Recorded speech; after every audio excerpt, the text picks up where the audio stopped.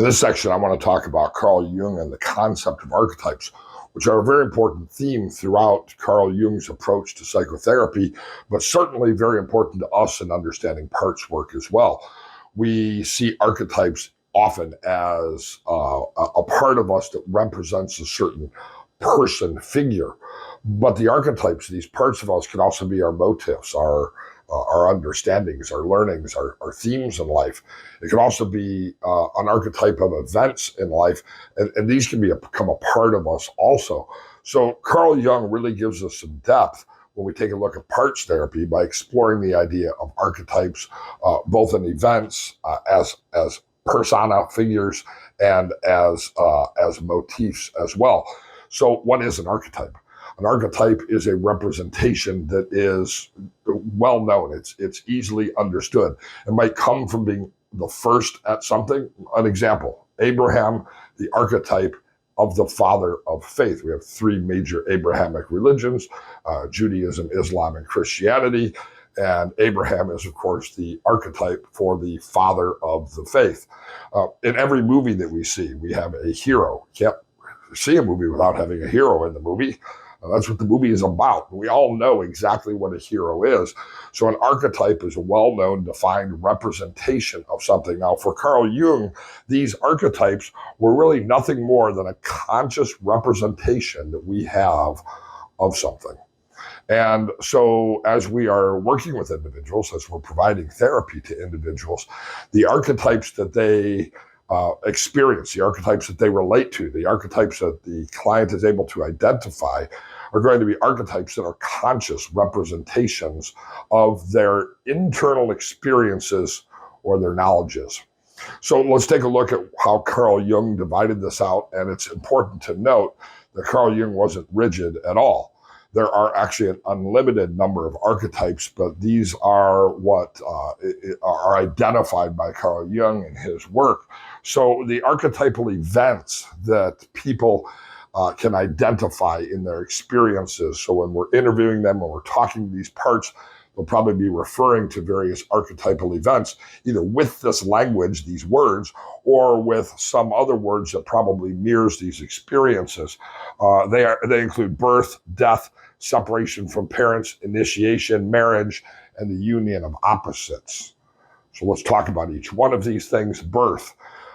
We know obviously that birth is a significant event, and it becomes a metaphor throughout the lifespan as we graduate from college and have a new birth with new opportunities, as we survive a traumatic experience and feel like we have a second lease on life. That's a recent description of really what is the birth archetype. The religious experience of being born again is an archetype of birth. So we have death, of course, and long before our own death, we have death archetypes and experiences in our life. We have grief, when we have loss, when we have separation, when we have depression, when we have a variety of different human experiences that we can label akin to death. Perhaps it's moving, perhaps it's the death of a loved one. All of these can become event archetypes for the experiences that we're having. Separation from parents obviously is an important experience in the lifespan. You can see that these kind of correlate with developmental psychology's understanding of the various life stage and developmental tasks that people have. But obviously separation from parents is a significant experience. Some people look forward to that. Some people are forced into that proposition. Some people have difficulty with that. And it's interesting that these archetypes have even made TV shows. There's a TV show on TLC. Remember when that used to stand for the Learning Channel? Now it stands for people who make terrible life choices. There's even a show on there called Mama's Boy where they show relationships where the man in the relationship has been unable to separate from parents. And so this is obviously a significant developmental issue. And what we see as a metaphor, as an archetypal event, is that people might feel ripped from themselves or ripped from their parents or forced into change. All of these things can be elements of this archetype. Initiation is that process of creating community. It's that experience of connecting with something. It could be a vocational choice. It could be, people join all kinds of community and civic clubs and organizations to feel a sense of belonging and a part of things. Initiation is acceptance and leadership and participation. Initiation into the many different aspects of life experience. Of course, marriage is another one of these archetypal events. It is a cultural universal and that is practiced through virtually every society in many cases in the same way, with similar rituals and similar contracts and similar beliefs. And so marriage is one that is well defined and well understood as an archetypal event. And then for Carl Jung, the archetypal event of the union of opposites. This is the anima and the animus, the masculine and the female side of us joining together. This is the Dr. Jekyll and Mr. Hyde, the good part of us and the evil part of us when the opposites join together. If you're interested in Chinese philosophy, of course, the Tao and the idea of the yin and the yang, and that opposites always coexist and nothing ever occurs in isolation without a complementary or an opposite side to it. So this is really an interesting idea that is certainly not a new idea. Carl Jung was writing these things, 100 years ago. Guekuza was writing these things, the Ghost of Sage Valley, 3,000 years ago, 5,000 years ago, whenever it was that he was around. So these are the archetypal events that Carl Jung talks about.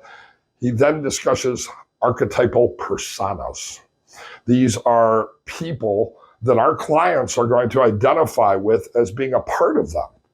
And so in Jungian psychology, what we see is that a part of us is this archetype.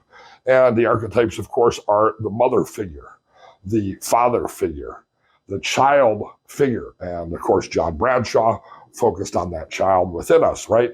The devil persona. And that bad side of us, maybe even the shadow self, the God persona, and that part of us that is knowing and omnipotent or loving and caring or whatever other archetypes we associate with this God character. The wise old man, the wise old woman. One of my favorite songs of all time was a Nat King Cole song. It's called Nature Boy. If you're not familiar with that song, in fact, I'll even put a link to my poetic reading of it. I'm a horrible singer. And of course, one of those lines in the song is about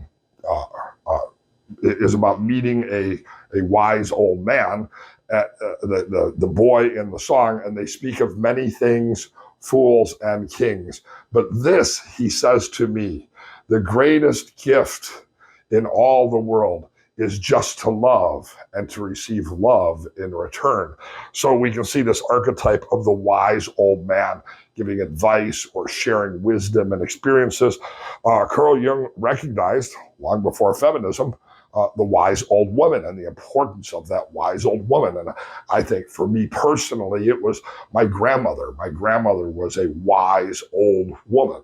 When I was born, my grandmother was old. I was lucky enough to have my grandmother well into my 40s before she finally passed away at age 96.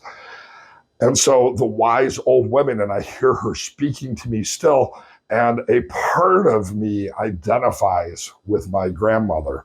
So the wise old woman. And then we have the trickster. This is the jokester, the jester, the merrymaker, the fun maker. This can become a defense mechanism, by the way. It can also be a way of creating social engagement and experiences. And then, of course, the hero that we see, of course, in every movie, but that we all see within us as well. And so we have this archetype of our own personality.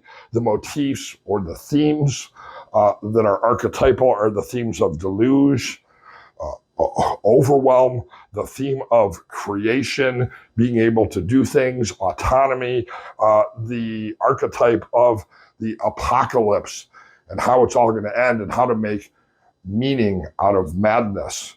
So these archetypes that Carl Jung gives us, I think, are really valuable for us to study because they inform parts therapy. Yes, it can give me labels, the wise old man, the devil, the God within us, the child within us, etc.